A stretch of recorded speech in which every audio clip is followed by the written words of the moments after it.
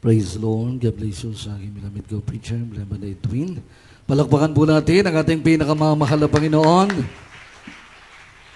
Parang gutom nga. Mahina po yung palakpak, nagugutom na nga siguro. Mga minamahal, isipin nyo, umaga pa lang, umalis na po kayo sa bahay nyo eh. Yung iba nga, madaling araw. Sino ba naman ang hindi magugutom hanggang sa oras na ito na hindi kumakain?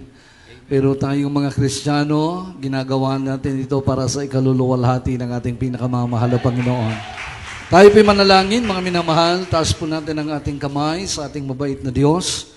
Opo, dakilang Ama Diyos na makapangyarihan sa lahat, aming pinakamamahal na Panginoong Hesus. Patuloy naming itinataas ang iyong banal at makapangyarihang pangalan. Nagpapasalamat kami, Ama, sa paglangis, paggabay at patnubay mo sa bawat naunang bahagi ng iyong banal na gawain at sa mga sandaling ito narito kami sa pakikinig ng iyong banal na salita. Subalit bago ang lahat, kami po'y sama-samang humihingi ng kapatawaran at sa pangunang dalangin po ng iyong banal na propeta aming ginagalang, minamahal na Ebanghelista, lagisan at pagpalain mo po ang aming pag-aaral at pakikinig ng iyong banal na salita. Alisin mo po, wasakin mo po ang lahat ng gawa ng kaaway. Ito ang aming samot panalangin sa makapangyarihang pangalan ni Jesus. Aming sinasaway lahat ng uri ng hadlang. Demons of hindrances cast out in Jesus' name. In Jesus' name. Hallelujah. Praise the Lord. Hallelujah. Purihin ang ating pinakamamahal na Panginoon. Kayo po ay magbalik sa inyong upuan. Tayo po mga minamahal ay narito sa pinakamahalagang bahagi ng ating pagtitipon, ng ating pong pakikinig ng salita ng Diyos. Lahat po muna ay pumalakpak sa ating pinakamamahal na Panginoon. Mga minamahal, ako po'y nagpapaabot ng pinakamataas na pagpupuri, pagluluwalhati, pagdakila, pagsamba sa ating nag-iisang Diyos, sa ating pinakamamahal na Panginoong Jesucristo, at nagbibigay galang, double honor and respect to our beloved and honorable evangelist, Wildy Estrada Almeida, the end-time prophet of God and his beloved children, and a blessed memories and teaching to our beloved and honorable assistant pastor, Lindsay Almeida. Muli, palakpakan natin ang ating mabait na Diyos. At ako po'y nagpapaabot ng pagbati sa inyong lahat sa pangalan po ng ating pinakamamahal na Panginoong Hesus. At bumabati rin po ako sa ating pong tagapangasiwa sa lugar na ito, sa ating beloved ordained preacher, beloved Brother Edel de Torres. Tagapangasiwa po sa inyong lugar, maging sa kanyang buong pamilya, sa lahat po ng mga naka-assign, ng mga manggagawa sa lugar pong ito. At tayo po'y bumabati, nagpapasalamat sa mabait na Diyos.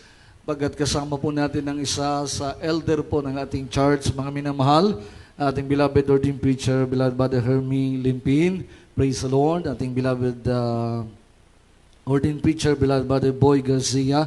Sa lahat po ng mga mangaral, hindi na po natin isa-isahin. Purihin ang ating pinakamamahal na Panginoon. At syempre, special pong pagbati sa ating minamahal na mga bisita at mga baguhan na narito. Ang tangi po naming masasabi, kayo po ay pinagpala ng ating pinakamamahal na Panginoon. Sapagat kayo po ay narito sa tunay na gawain ng ating pinakamamahal na Panginoon. Praise the Lord. Hallelujah. Mga minamahal, bumabati rin po ako sa inyo ng 30 years church anniversary. Talagang pinagpala ng mahal na Panginoon ang mga gawain sa iba't ibang lugar. Amen? Amen?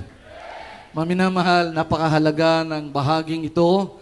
At hindi naman po tayo magtatagal, kaya ibigay po natin, mga minamahal, ang para sa mahal na Panginoon. Praise the Lord. Amen. Amen. Ayan, panggising-gising lang po, kasi kahit hindi overnight, nakakaramdam po tayo ng kapaguran, ng kaantukan, hindi nga lang po tayo natutulog. Ngunit napakahalaga, sama-sama tayo na nagpupuri sa ating napakabait na Diyos. 30 years, mga minamahal, ang ating church sa lugar na ito. Ang gawain ng ating pinakamamahal na Panginoon ay nagsimula po, mga kapatid. Ang Jesus Miracle Crusade International Ministry ay nagsimula hindi po sa karangyaan. Amen? Ang gawain po dito sa inyong lugar ay hindi nagsimula sa karangyaan. Tayo po ay nagsimula, mga minamahal, sa kahirapan. Amen. Kahit ang kabuuan ng ating iglesia sa pagsisimula ng ating kagalang-galang at minamahal na mga magulang sa ating pinakamamahal na Panginoon, nagsimula po sa kawalan. Kaya nga, ang patutuo po ng ating ginagalang na mga magulang sa mahal na Panginoon, nagsimula sa kahirapan, ating malapastor, ay naglalakad lamang kapag nangangaral ng salita ng Diyos. Maraming mga naririnig na mga salita na hindi maganda mula po sa mga ibang grupo ng pananampalataya. Pero hindi po yung tiningnan ng ating minamahal na mga magulang sa ating mahal na Panginoon. Sila'y nagpatuloy at tayo nga po ang naging bunga ng kanilang pagpapagal, ng kanilang pagsasakripisyo. So hindi po nagsimula sa karangyaan ang ating iglesia, ang ating church. Pero katulad sa lugar na ito. Pero dahil sa pagpapatuloy po ng mga naunang Kristiyano, sa pagpapatuloy po ng mga naunang mga manggagawa, narito tayo ngayon sa panguna ng ating beloved honorable pastor. Tayo po ngayon ay nagtatamasa ng pagpapala na nagmumula sa ating pinakamamahal na Panginoon. Sabi nga ng ating beloved honorable assistant pastor, sino po sa inyo, sa kanyang pangangaral aking napakinggan, sino raw po yung mga pinagaling sa karamdaman? Sa inyo mga kapatid, sino po yung mga pinagaling sa karamdaman? Yung nagkaroon ng kalutasan ng kanilang mga problema. Yung nagbago ang kanilang buhay. Napakahalaga ng kapayapaan na hindi kayang ibigay ng sino man. Ang kapayapaan hindi nabibili sa butika. Sa lahat ng mga sikat na pamilihan sa buong mundo, ang tunay na kapayapaan nagmumula sa ating pinakamamahal na Panginoon. At yan yung ibinigay sa atin ng ating mabait na Diyos. Kasi gumaling ang karamdaman mo, nagkaroon ka ng kapayapaan. Kaya ka nga walang kapayapaan, alipin ka ng karamdaman. Grabe ang problema. Walang katiyakan sa nilalandas. Pero dahil nga sa pag-ibig ng mahal na Panginoon, napabilang tayo sa tunay na gawain ng ating dakilang Diyos, narito tayo pinagpala ng mahal na Panginoon. Kaya dapat, yung mga pinagpala, yung nalutas ang karamdaman ay pinagaling, nalutas ang problema, nagbago, nagkaroon ng kapayapaan, dapat ikaw yung malakas na magpuri sa mahal na Panginoon. Ikaw yung dapat na malakas magpasalamat sa ating pinakamamahal na Panginoon. Amen? Tayo yung malakas mag-amen. Amen? Kahit nga sabi ng aking sinundang nagsalita, ay gutom na ba tayo mga kapatid? Mga minamahal, tayo pinagpala. Ayan ang larawan ng mga taong nilang isa ng Diyos. Sila ang unang nagpagal. Sila ang unang nagsakripisyo. Grabing panalangin between life and death. Iniwan ang marangyang buhay sa mundong ito. Hinarap nila ang tawag ng Diyos, mangaral ng ebanghelyo ng kaligtasan. Grabing kahirapan ang kanilang unang nasuong. Bago lumago ng ganito, ang gawain ng ating pinakamamahal na Panginoon. Uulitin ko mga minamahal, tayo ngayon ang nakikinabang sa bungang pagpapagal at sakripisyo ng mga tao ng Diyos. Amen? Ang mga katuwang na mga manggagawa, napakatagal na, 38 years na po ang gawain sa lugar na ito. Hindi nagkakalayo, mga minamahal, sa gawain natin sa dako ng Indang, mga minamahal, na ngayon po ay nandun na sa dako ng 13. At ang inyong abang lingkod nga po ang siyang naka-assign sa lugar na yan. Pero okay, narito ngayon, mga minamahal, labis na nagagalak ang aking puso. Na muli ako'y makarating sa lugar na ito at makita yung sinasabing mga veterano, yung matatagal ng Kristiyano, na nagpapatuloy sa paglilingkod sa ating pinakamamahal na Panginoon, na ang dami na po nating pinagdaanan, mga minamahal. Hindi lamang ito ang pagpapalang darating, mga kapatid. Nung unang mga nakaraan na pumupunta po ako dito, ang ating bubong, mga minamahal, napakababa lang. Tapos yung ating dingding dyan, mga minamahal, yung hindi plywood o kawayan. Sumunod, yung, anong tawag doon sa isa? Meron pang isa, na kapag naulanan, namamaga. Ayan. Pero, nagulat ako ngayon, mga minamahal. Kaganda ng bahay-sambahan. Ilaw pa lang, panalo na. Napakasarap sumamba sa ating pinakamamahal na Panginoon pag ganito ang bahay-sambahan. Nakala ko nga pagdating ko, yung naka-aircon pa rin. Hindi na pala, pero kahit hindi naka-aircon, mas okay pa ito kasi mas lumaki. Kasi ando na, abot na sa gilid ng kalsada. Purihin ang ating pinakamamahal na Panginoon. Kung walang nagpatuloy, kung walang nagtiis, ang mga unang mananampalataya, mga manggagawa sa pangunguna ng ating beloved honorable parents in the Lord, wala pong ganito, mga minamahal. Walang himala na pag-uusapan ang mga taga-Jesus Miracle Crusade. Yung pong gawain natin sa 13, hindi gawain namin. Meron kasi, mga minamahal, saan ka bang outstation? Doon po ako sa amin sa Kabanatuan. Kamusta ang gawain doon? Ang ganda po ng gawain sa amin, sa Candelaria. Anong amin? Atin. Iisa lang tayo.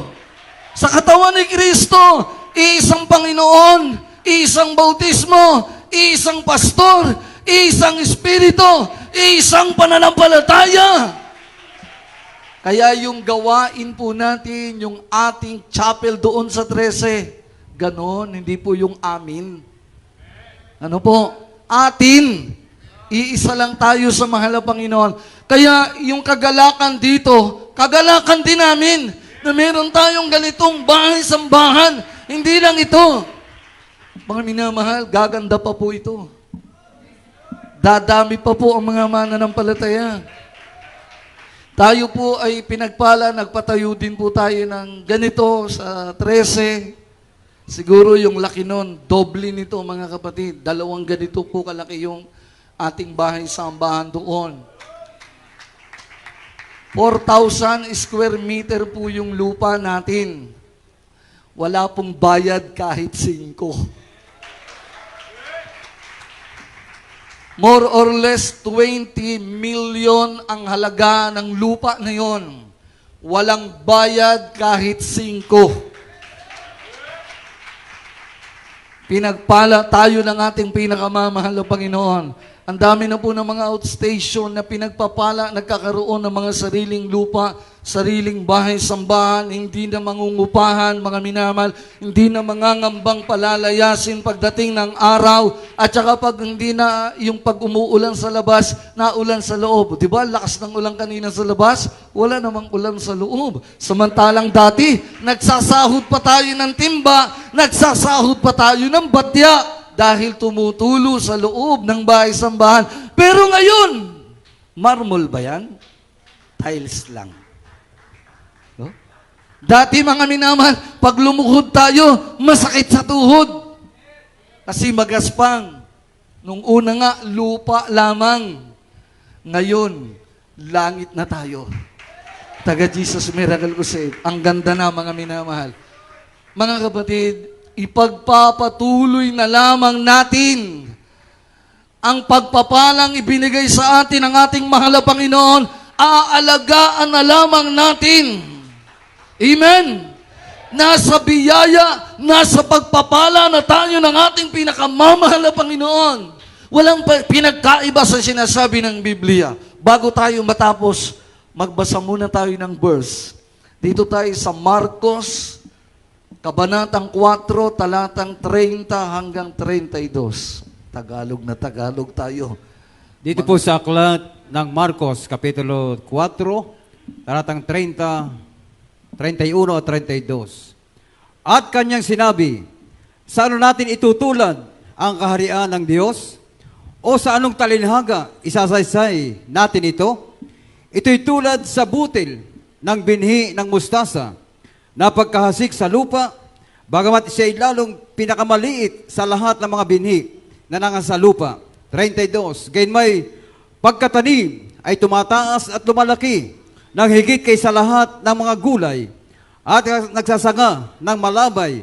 Ano pat ang mga ibon sa langit ay mga sisilok sa kanyang lilim. Amen. Palakpakan po natin ang salita ng ating pinakamamahal na Panginoon. Lahat mo na magsabi ng Praise the Lord.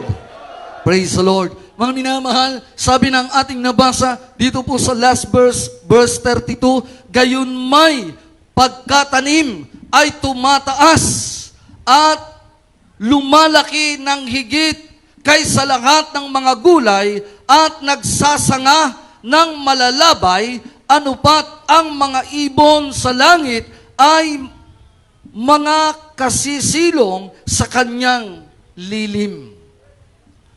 Sabi ng ating nabasa, yung isang tao, meron siyang butil, binhi, inihasik niya ito. Nang ito'y sumibol, maliit lamang. Napakaliit lamang na binhi, mga minamahal. Alam niyo po mga kapatid, nung nagsimula ang ating charts, sinimula ng ating beloved, honorable parents in the Lord, maliit lamang. Inuusig, kinukutya, pinagtatawanan ng ibang malalaking congregation.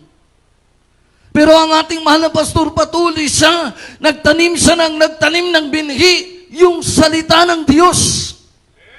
At habang tumatagal, sabi ng ating nabasa, yung binhing itinanim, sumibol, lumaki, unti-unting lumaki ng lumaki. Ang sabi dito mga minamahal, hanggang sa naging parang puno ng kahoy, na ang kanyang mga sanga ay nagsilago. Di ba? Ang ating iglesia, nagsimula sa maliit, 20, 30, 40 ang miyembro.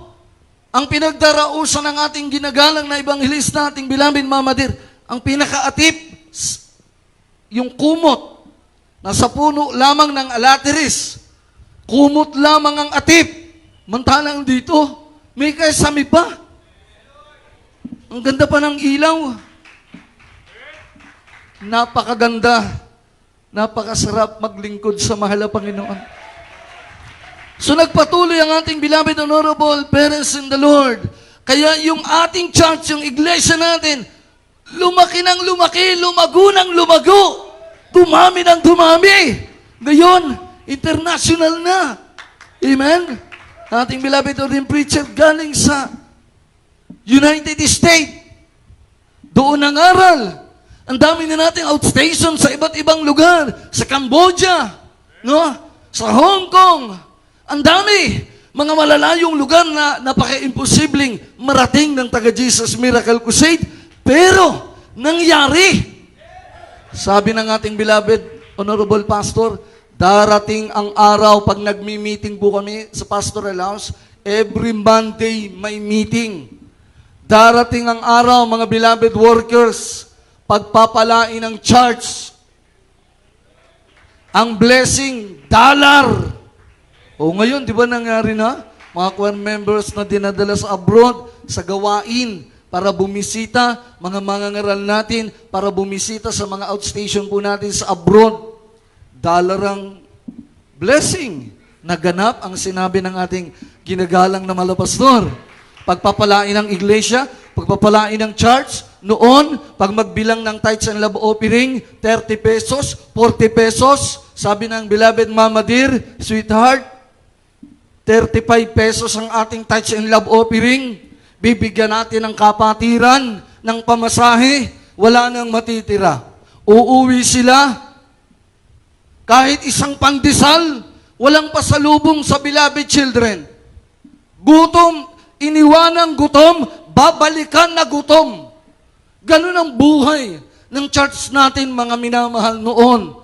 Pero sinabi nga ng Biblia, maiyakalin tulad sa isang maliit lamang na binhi, na nang itanim, sumibol, lumago, lumaki. Ngayon, dumami na po tayo, lumaki ang ating iglesia, kinikilalang iglesia, hindi lamang sa bansang Pilipinas. Ang sabi ng ating nabasa, Ang mga ibon sa himpapawid ay dumadapo at nanganganlong sa mga sanga at dahon ng puno na ito na nagmula sa isang maliit na binhi. Ikaw, ako, tayo ang mga ibon na tinutukoy ng Biblia.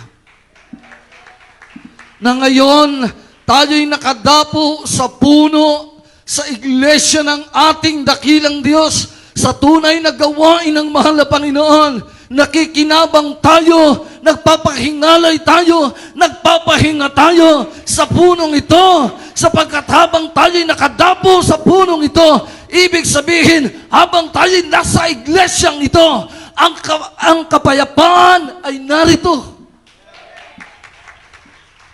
Hindi pwedeng pasinungalingan yung kapayapaan eh. Yung himala, pwedeng pasinungalingan yan pag hindi nakita. Pero sa nararamdaman mo, hindi mo pwedeng pasinungalingan ang kapayapaang ibinibigay sa iyo ng mahal na Panginoon. Ang mga milagrong ginagawa ng Diyos sa buhay natin, hindi pwedeng pasinungalingan sapagkat tayo mismo ang saksi. Kaya matapang nating isisigaw na tayo'y nasa tunay na pananampalataya, tunay na iglesia, ang Diyos natin ay buhay, ang Diyos natin ay totoo. Ang ating mahal na pastor ay totoong propeta ng Diyos. Amen? Napakasarap alalahanin ang kabutihan, ang kadakilaan ng ating pinakamamahal na Panginoon. Lahat pumalakpak sa ating mabait na Diyos. Narito na tayo sa tunay na gawain. Ipagpapatuloy na lamang po natin. Kakaunting panahon na lamang, mga minamahal. Kakaunting panahon na lamang ang ating ipagtitiis. Pero tayo ngayon nasa pagpapala. Ang magtitiis lamang, mga minamahal, ay yung mga pangkasalukuyang dumadanas ng pagsubok, dumadanas ng kahirapan bilang pagtesting sa ating pananampalataya. Nilalagay ng demonyo ang katitisuran para subukin ka, para makita kung talagang magpapatuloy ka, kung talagang mahalaga sa iyo ang kaligtasan. Ilalagay ng demonyo ang katitisuran, pahihintulutan ng Diyos na may makita kang katitisuran upang masubok ang tibay at tatag ng iyong pananampalataya.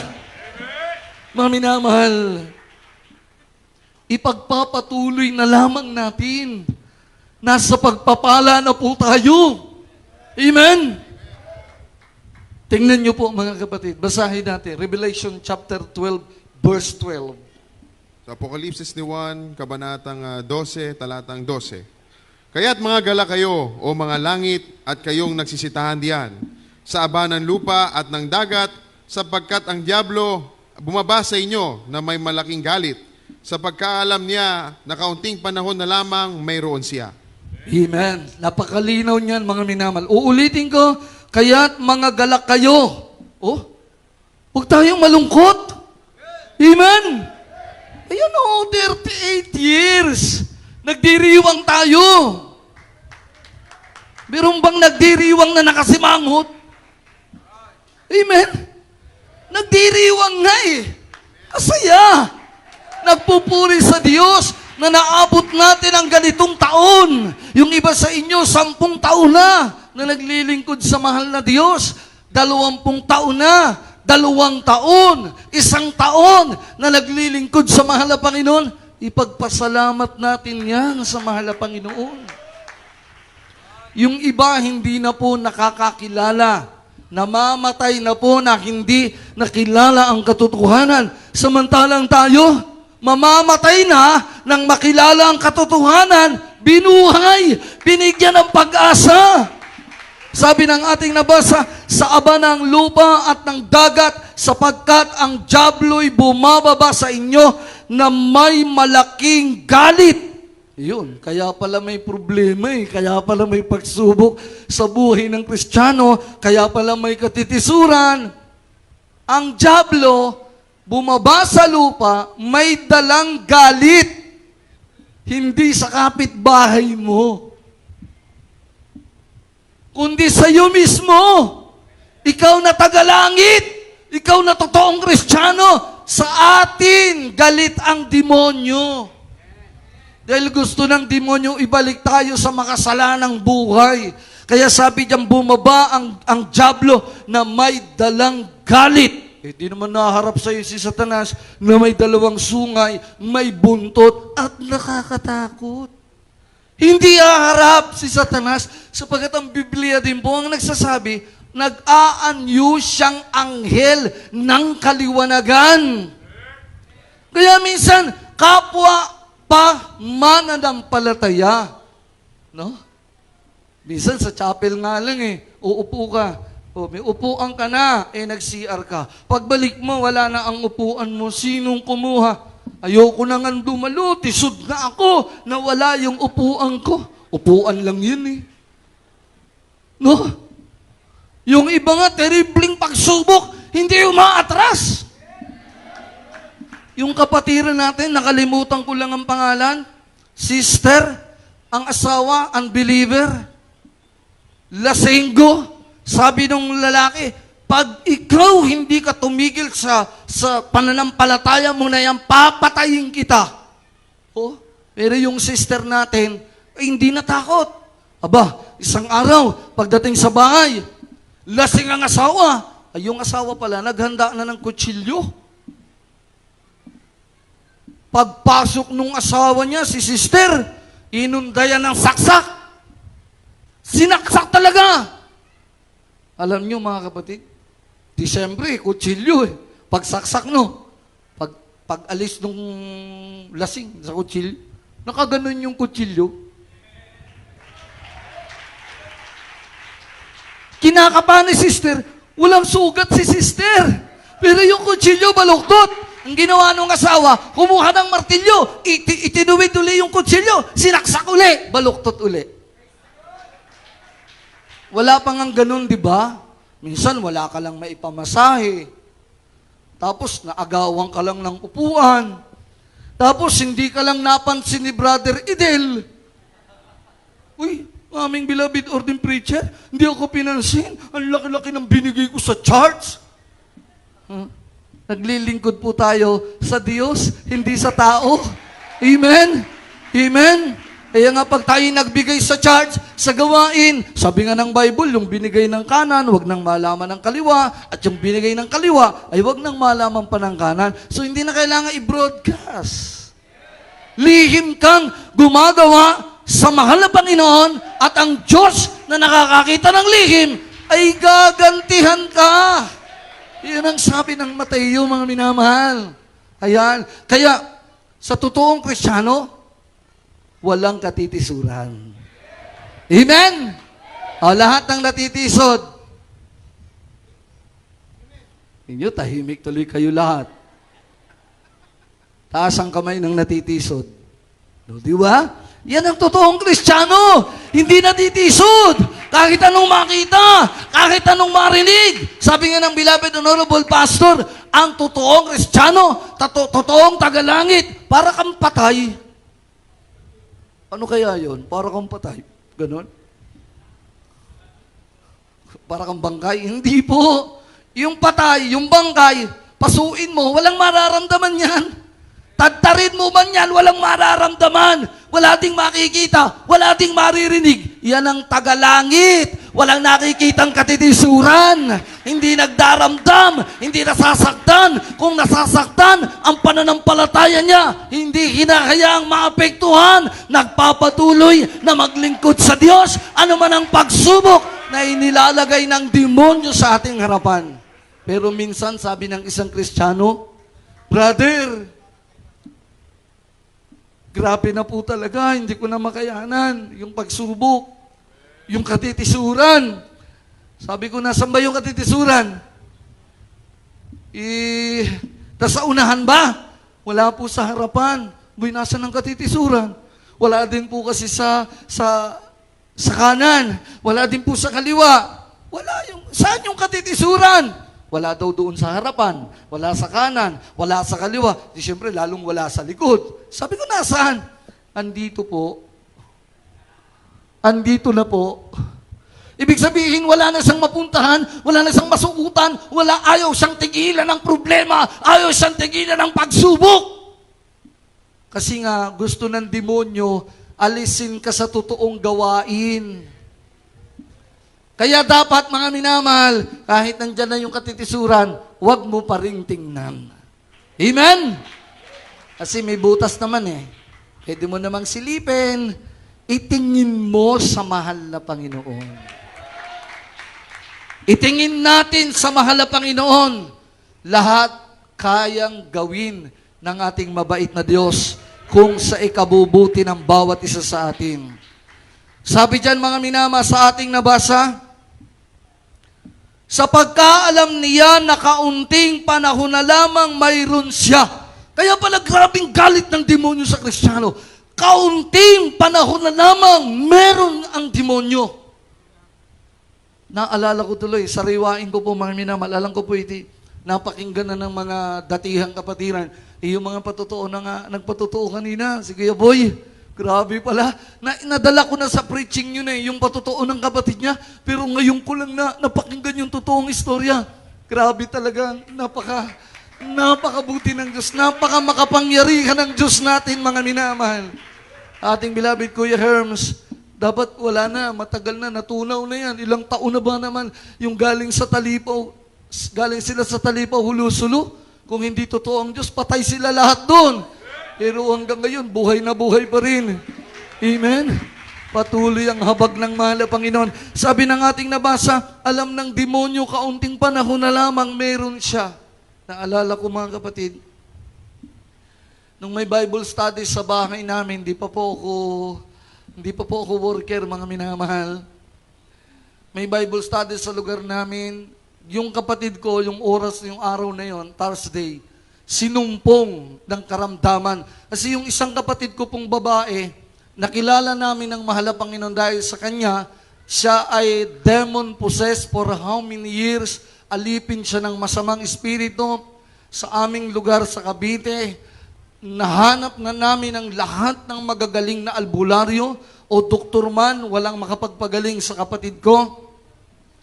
2-3 albularyo ang nagnasa sa aking kapatid. Dalaga po, kaya nga hanggang sa ngayon, hindi na rin nag-asawa yung aking mahal na kapatid. Mga minamahal, ako po yung pinakapangit sa amin. Latak, bunso. So, ibig sabihin, yung kapatid kong babae, may konting itsura.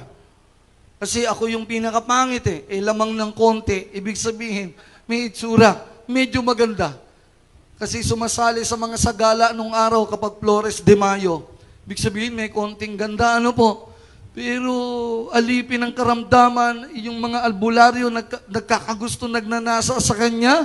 Mga kapatid, isang araw, mga minamahal, sobrang aburido ng tatay ko. Alam nyo, pag sinusumpong ng kapatid ko, yung nadidemon possessed, hawak sa ulo, albularyo kasi ang tatay ko dati nang di pa kami nakakilala sa mahal na Panginoon. Bato ito. Pero yung dingding ng bahay ng lola ko, plywood lang yon. Pero talagang inuuntog talaga ng tatay ko yung ulo ng kapatid ko sa dingding. Sinasampal ng albularyo. Kinakatopi sa tenga, parang kilito lapid, yung ginaganon. 2 sabay, sinusuntok yung muscle, sinusuntok yung hita, pinapalo ng mga stick. Yung kapatid ko na yan, pinapatakan ng kandila sa katawan. Iniipitan ng mga bagay na matigas sa pagitan ng daliri sa pinipiga. Isipin niyo po yun kung gaano kasakit. Yung patakan ka ng kandila sa katawan mo, yung sampaling ka, suntukin ka, 2 araw, 2 gabi, pagulong-gulong sa simento, yung kapatid ko, ayaw tigilan ng masamang espiritu, lahat na po ginawa namin. Hinahanap po namin ng panahong yun ang kapayapaan, ang kagalakan, nasaan ang kapayapaan, nasaan ang kagalingan, pero kami bigo, mga minamahal. Isang araw, nakilala namin ang ating pinakamamahal na Panginoon. Sa isang kapatid ko na may sakit sa puso, bingi ang kaliwang tenga,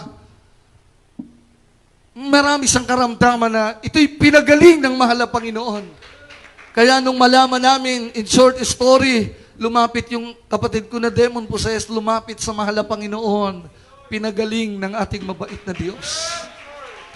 Yung hinahanap naming kapayapaan, narito na. Yung hinahanap naming kagalingan, malao na naming nakamtan sa Jesus Miracle Crusade. Ako'y naiiyak pag naaalala ko yan, buhay namin noon, na walang kapayapaan, hindi alam saan ang kagalingan. Pero dahil sa prayer ng propeta ng Diyos, narito tayo ngayon na pinagpala, pinaghimalaan. Binigyan ng kapayapaan ang kagalakan. Sa gitna man ng kahirapan, nariyan pa rin ang kapayapaang nagmumula sa mahal na Panginoon. Isang araw, dumaan ang pamilya namin sa panlalamig. Parang kami po'y napagod na. Ganito na ba lamang yung paglilingkod namin? Puro trial at ang aming naranasan sa una. Mga kapatid, kaya dumating ang time na parang ayaw na namin. Ayaw na naming magpatuloy maglingkod sa Diyos. Ang ginawa ng Diyos, ibinalik ang karamdaman ng kapatid ko, yung masamang espiritu. Nung bumalik yung masamang espiritu, araw ng Bible study sa aming tahanan, natapos ang Bible study, nandun pa rin yung demonyo sa katawan ng kapatid ko. Ayaw umalis. Kinausap siya ng mangangaral. Ang sabi ng mangangaral, sino ka? Ang sabi ng demonyo na nasa katawan ng kapatid ko, itinatanong mo pa, ako ang number 1 kalaban ng inyong pastor. Sabi niya. Sabi nung demonyo na nasa katawan ng kapatid ko, kaya ako nagkakaganito. Malapit nang babalik ang Diyos ninyo. Di ba ang linaw? Sa pagkaalam ni Satanas ng Diablo na malapit na ang kanyang panahon, ibig sabihin malapit nang magbalik ang ating dakilang tagapagligtas. Dahil yun ang katapusan ng Diablo kapag bumalik na ang ating dakilang tagapagligtas. Sabi ng Diablo, kaya ako nagkakaganito, malapit na babalik ang Diyos nyo. Sabi ng Diablo, lahat ng nanlalamig sa inyo, ako ang dahilan. Nanlalamig ka ba? May problema ka ba? May pagsubok ka ba? Sabi ng demonyo, ako ang dahilan. Kaya nariyan ang problema sa inyo. Nandyan ang kahirapan, nandyan ang pagsubok, nandyan ang pag-uusig. Ang Diablo ang dahilan. Ang huling binitawan ng demonyo bago siya umalis sa katawan ng kapatid ko. Sabi ng Diablo, lahat ng tumalikod sa inyo ay akin. Sabi ng demonyo, nung oras na yun, baka minamal para kaming binusa ng tubig. Muling nagtingas ang aming pananampalataya. Isinantabi namin ang panlulupaypay.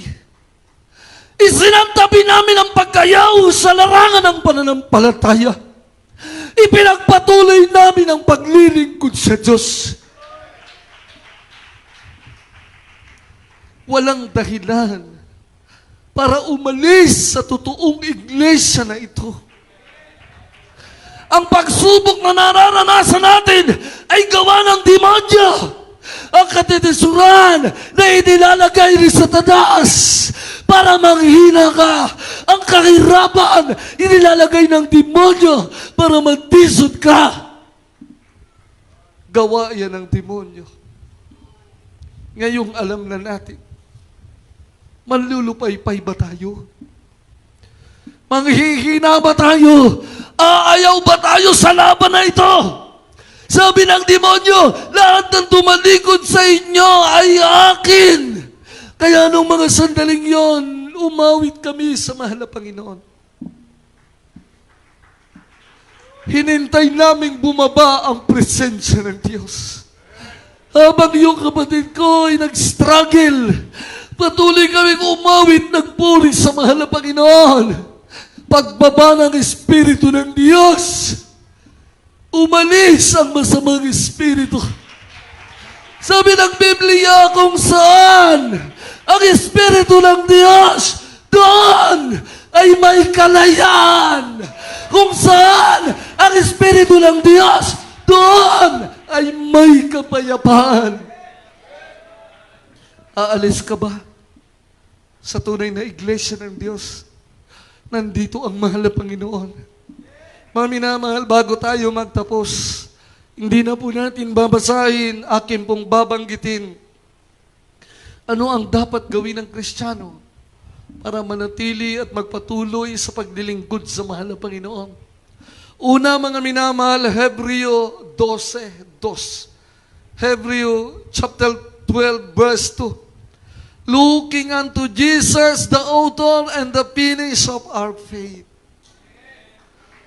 Masta natin sa Jesus, tingnan natin sa Jesus na siyang nagpasimula. Siya rin ang magtatapos ng ating pananampalataya. Si Jesus lamang ang ating mamasdan. Huwag mong tingnan ang kahirapan. Huwag mong tingnan ang katitisuran na ililalagay ng kaaway sa iyong harapan. Hindi ka matitinag. Kahit ano makita mo, nakatingin ka sa mahal na Panginoon. Hindi ka matitinag, magpapatuloy ka na naglilingkod sa mahal na Panginoon. Isa o pangalawa, sabi ng unang Tesalonica 5:18, in everything, give thanks. Amen? Sa lahat ng bagay ay matuto tayong magpasalamat sa mahal na Panginoon. Walang pagmumurmur, mga minamahal. Bakit? Ako naman talaga ang ginagamit yan. Ako naman talaga ang tumutugtog dyan eh. Bakit ngayon? Hindi. Dati ako ang laging tinatawag, ako ang kilala. Ako lagi may magandang duty. Ngayon wala. Bakit ganun? Ano, tisod ka na? In everything, give thanks. Tuyo na naman ang ulam. In everything, give thanks nga eh. Huwag magrireklamo. Sabi nung hold-upper sa jeep, hold up to! Sabi nung kapatiran, thank you, Lord. Sabi nung hold-upper, hold up to! Sabi nung kapatiran, thank you, Lord. Sabi ng hold up to thank you, Lord. Sabi ng hold-upper, huwag ka nang maingay, hindi ka nakasali. Ganun pala pag hindi ka nagrireklamo. Nagpapasalamat ka lagi sa mahal na Panginoon. Nandyan ang mahal na Panginoon. Hindi ka pababayaan. Walang bahid ng pagrireklamo ang isang Kristiyano, ang isang ginagamit ng mahal na Panginoon sa gawain. Walang bahid ng pagrireklamo yan. Nandyan lagi ang kanyang pagpapasalamat. Last, sa verse 17, mga minamahal, pray without ceasing. Pray without ceasing. In everything, give thanks. Looking unto Jesus. Dalhin mo yan sa buhay mo. Kailanman, hindi ka na malalaglag, hindi ka na matitisod, hindi ka na malulupaypay, hindi ka na mawawala sa kamay ng mahal na Panginoon. Pagpapalaing ka ng ating mabait na Diyos. Sabi ng malapastor, ating beloved instrumentalist, singer, awit na po tayo. Sabi ng malapastor, sa mga manggagawa ng Diyos, more praising, more blessing. Pag lagi nating pinupuri ang mahal na Panginoon, more prayer, more power, sabi ng malapastor. Kapag lagi kang nananalangin sa mahal na Panginoon, palagi kang nagpupuri, nandyan ang mahal na Panginoon. Hindi ka tumitingin sa katitisuran. Nagpapatuloy ka sa paglilingkod mo sa mahal na Panginoon. Sabi ng demonyo, kaunting panahon na lamang mayroon ako. Sabi ng patotoo, ang demonyo ang dahilan kung bakit may pagsubok sa buhay ng Kristiyano. I need your anointing, come in your power. Ang lahat ng tumalikod ay pag-aari ng kaaway. So walang dahilan, mga minamahal, para tingnan ang katitisuran. walang dahilan para sumuko. Nandito na tayo sa katotohanan. Ipagpatuloy natin ang laban ng pananampalataya sa mahal na Panginoon. Dumating na ang panahon ng pagpapala ng ating mahal na Diyos. Narito na tayo sa pagpapala ng mahal na Panginoon.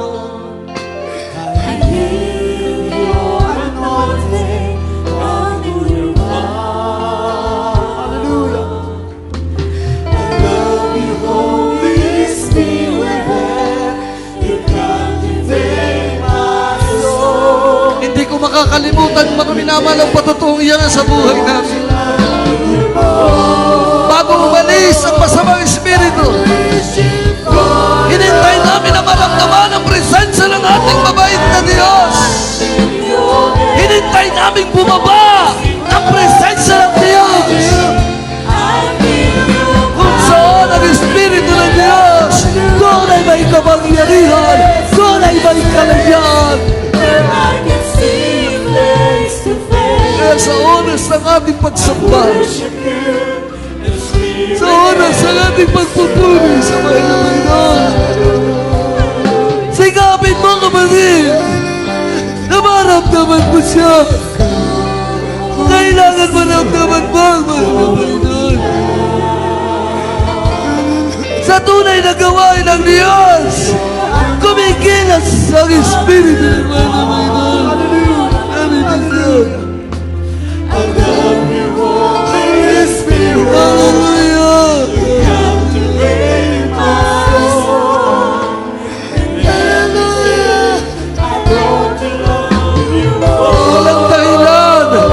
Walang dahilan para hindi mo maramdaman ang presensya ng Diyos. Ito ang aming kalakasan ng mga tunay na Kristiyano na maramdaman mo ang presensya ng Diyos.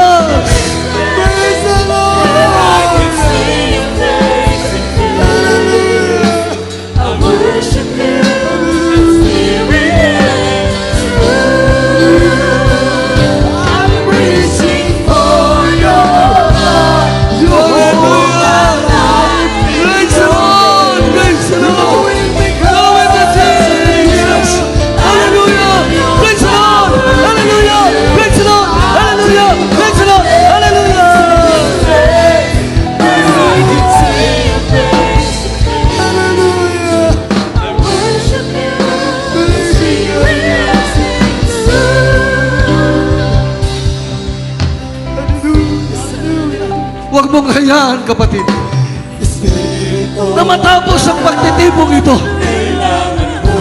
na malayo sa iyo ang presensya ng Diyos. Huwag mong hayaan na matapos ang pagsambang ito, na hindi mo naramdaman ang Espiritu ng Diyos.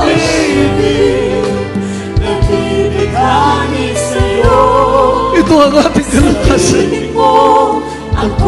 Ito ang ating kagalangan. Ito ang ating kalayaan na maramdaman ang Espiritu ng mahal na Panginoon. Kalakasan sa paglilingkod.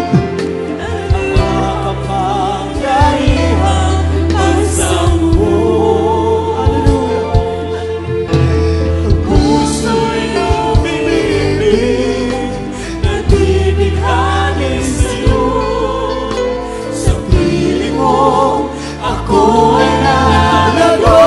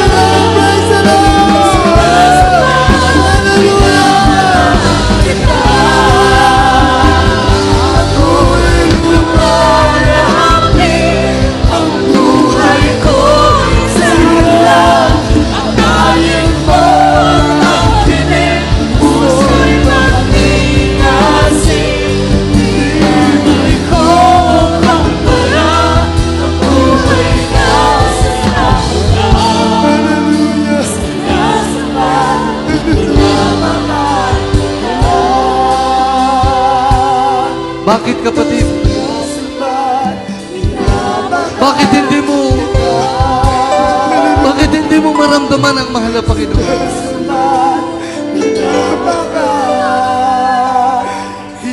Dahil ba matagal ka na? Yun ba ang dahilan? Dahil matagal ka nang naglilingkod? Dahil naiinip ka na, nagsasawa ka na? Di ba ikaw na matagal na naglilingkod sa Diyos, ang higit na maraming pagpapalang natatabang? Dahil ba alam mo na sa gawain ng Diyos, kaya hindi mo siya maramdaman. Kung sino mga baguhan, silang nabubuspos ng kapangyarihan ng Diyos. Tayo na matatagal sa pananampalataya. Tayo ang hindi nakadarama ng presensya ng Diyos. Bakit? Dahil alam na natin, di ba dapat tayong mga matatagal na Kristiyano ang unang nakadarama ng presensya ng Diyos?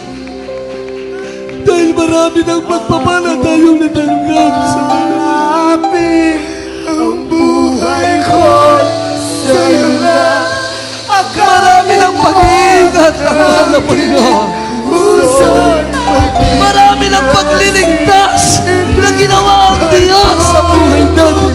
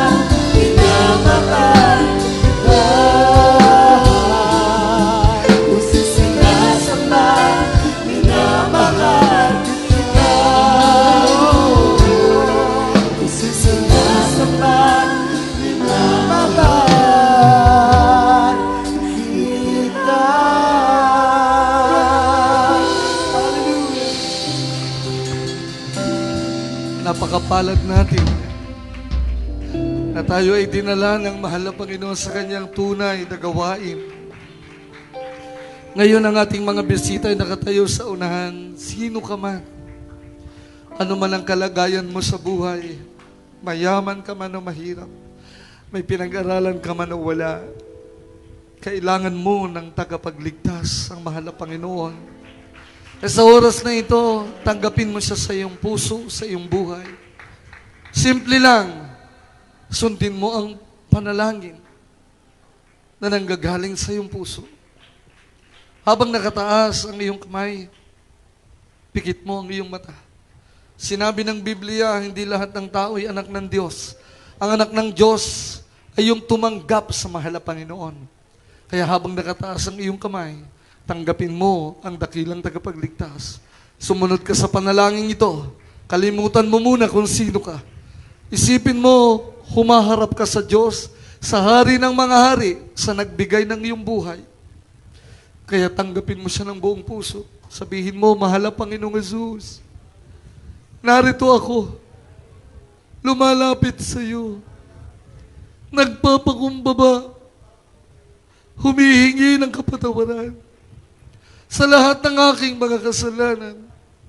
Patawarin mo ako. Tinatanggap kita bilang aking Diyos, tagapagligtas at hari ng aking buhay. Iligtas mo ako, 10 ng aking mga mahal sa buhay. Ito ang aking dalangin sa pangalan ni Jesus na aking tinanggap. Amen. Kayo po ay aming ipapanalangin. Opo, dakilang Ama, sa unang dalangin ng iyong banal na propeta, aming ginagalang na mahal na Ebangelista, naritong mga kaluluwa, tinanggap ka. Patawarin mo sila, isulat mo ang kanilang pangalan sa aklat ng buhay. Dinawa ito ang una tuloy, bagos ito ang simulain ng kanilang patuloy at tapat na paglilingkod sa iyo. Ito ang aming samot panalangin Sa pangalan ni Jesus. Amen. Mga minamahal, sa aming mga bisita, magpatuloy po kayo para kayong pumunta ng ospital, nagpa-check up, tapos di ka na bumalik. Sabi ng doktor, bumalik ka. Ganito ang kailangan, di ka na bumalik, paano ka gagaling? Sa mahal na Panginoon, hindi po doktor. Dito, anumang uring karamdaman, pinagagaling ng mahal na Panginoon pag may pananampalataya ka talaga sa Kanya. So magkakaroon ka ng pananampalataya kung magpapatuloy ka. Hindi ka magpapalit ng relihiyon. Hindi ka aanib dito para magpalit ng relihiyon. Dadalo ka lang para mapalapit ka at magkaroon ka ng tamang relasyon sa Panginoon. Na magpatuloy po kayo para ang biyaya at pagpapala ng Diyos patuloy na dadaloy sa inyong buhay. Maaari na po kayo magbalik sa inyong upuan, mga kapatid. God bless you so much sa ating mga baguhan. Mga minamahal, mula kaninang umaga, iba madaling araw, umalis hanggang ngayon, nandito tayo, iniwan ng lahat. Nagpuri ng mahabang oras. Ngayon, hihingi na tayo sa Diyos. Hihingi na tayo ng ating mga pangangailangan. Hindi ka pa ba magsisikap sa iyong paghingi at pagtawag sa mahal na Panginoon? Ito na po yung pabor para sa atin, mga minamahal. Kaya handa po ang ating mga sarili, mga kapatid, para po sa pangangailangan po natin sa ating mga pangangailangan. Ang kayang lumuhod ay lumuhod, manatiling nakatayo, ang nais po na nakatayo. Binibigay po natin ang pagkakataon sa ating pong beloved ordained preacher, beloved Idel, para sa ating karagdagan pa, mga kapatid. Praise the Lord. Prayer for the sick and announcement. Okay, sige po. Ako na po yung mananalangin sa ating mga pangangailangan sa Diyos. Mga kapatid, minsan nag-follow up po kami sa Pampanga ng kapatiran. Sister. Yung sister na yon, nilalapitan ng ibang kapatiran. Sis, pakipray mo naman yung aking anak. O sis, pakipray mo naman ako. Hinihingan siya ng prayer, kapatiran. Kapwa kapatiran. Alam niyo pong ginagawa ng sister? Nagpupuri siya sa loob ng kwarto niya. Kapag hindi niya naramdaman ang presensya ng Diyos, hindi pa siya nagpipray. Kaya nagpapatuloy siyang magpuri para maramdaman niya ang presensya ng mahal na Panginoon. Pag naramdaman niya na ang presensya ng Diyos, sa kanya iniisa-isa yung mga kahilingan. Kasi habang tayo ay puspos ng Espiritu Santo, dama natin ang Espiritu ng mahal na Panginoon, nagiging malinis ang ating puso. So yung ating panalangin, umaabot sa mahal na Panginoon kasi habang binibitawan sa ating labi yung panalangin, nanggagaling sa malinis na puso, dinirinig ng ating mabait na Diyos. Amen? Kaya ngayon, mga minamahal, habang ang iba patuloy nilang nararamdaman ang presensya ng mahal na Panginoon, ang Espiritu ng Diyos pag nasa atin, ang kapangyarihan ng Diyos ay sumasa atin. Kaya pag tayo manalangin, maglehans po tayo sa sarili natin, ang mahal na Panginoon nariyan, handang tumugon. Kaya wag biruin, gawin natin seryoso, tapat, sabi ng mahal na pastor, pag nananalangin, para kang isang babaeng nanganganak.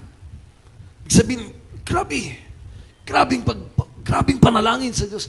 Mahal na Panginoon, sabi ng mahal na pastor, para kang babaeng nanganganak, agonizing, grabing paghibi sa mahal na Panginoon. Hindi yung basta prayer, mahal na Panginoon, pengi pera, mahal na Panginoon, gusto ko ng sasakyan, tamad naman magpuri, tamad tumalo, di na nanalangin sa bahay, eto na tayo sa bahay.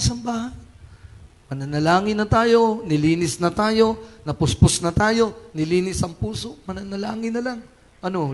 Lamya pang panalangin, taas ang kamay, manalangin, galing sa puso, malakas. Purihin ang Diyos, mga minamahal, tayo po'y manalangin sa mahal na Panginoon. Opo, dakilang Diyos, aming pinakamamahal na Panginoong Jesus, tanging sa panalangin pa rin ang iyong banal na nilagisa ng aming kagalang-galang na Ebanghelista. Narito ang iyong mga anak, mahal na Panginoon, walang maililingit sa iyo. Nakikita na babasa mo ang puso at isipan ng bawat isa. Bawat puso umiiyak, mahal na Panginoon. Nakakaabot sa iyo ang mga panalangin. Sa oras na ito, iyunat mo po ang iyong mapagpalang kamay. Abutin mo ang iyong mga anak sa kanilang mga kahilingan, kagalingan, kalutasan ng problema. Mga pagpapalang hinihintay, alisin mo agad lang. Ipagkaloob mo ang kasagutan, kaligtasan ng aming mga mahal sa buhay. Sa pangalan ni Jesus, sa pangalan ni Jesus, ipatong natin ang ating isang kamay sa ating ulo. Ang isang kamay sa katawan na rin ng karamdaman, isipin niyo po ang kamay ng mahal na pastor, ang naglilihan sa atin mga minamahal. Hallelujah! Sa pangalan ni Jesus, aming sinasaway, timon yung karamdaman mula ulo hanggang talampakan. Matunaw ka sa pangalan ni Jesus. Cancer ayo, mga asthma, TB, diabetes, ano maguning karamdaman, kasout in Jesus' name. Demons of sicknesses and diseases, kasout. Vices began poverty, kasout. Problem is solved in Jesus' name. In Jesus' name. In the mighty name of Jesus. Be healed right now. Problem is solved in Jesus' name. Hallelujah, hallelujah, hallelujah, hallelujah. In Jesus' name. Victory in Jesus' name. Amen and amen. Hallelujah. Praise the Lord. Tayo pong lahat, mga minamahal, ay tumayo. Sa kayang tumayo, kayang tumalon. Mga minamahal, wala kayong kapitbahay na magagalit. Pwedeng sumigaw, hindi naman overnight. Sumigaw ng galing sa puso, tumalon para sa mahalapang ng 3-time. Shout para sa mahal na Panginoon. Hallelujah. Praise the Lord. Sabay-sabay tayo. Hallelujah. Praise the Lord. Hallelujah. Praise the Lord. Hallelujah. Praise the Lord. Praise the Lord, praise the Lord. Hallelujah. To God be the glory.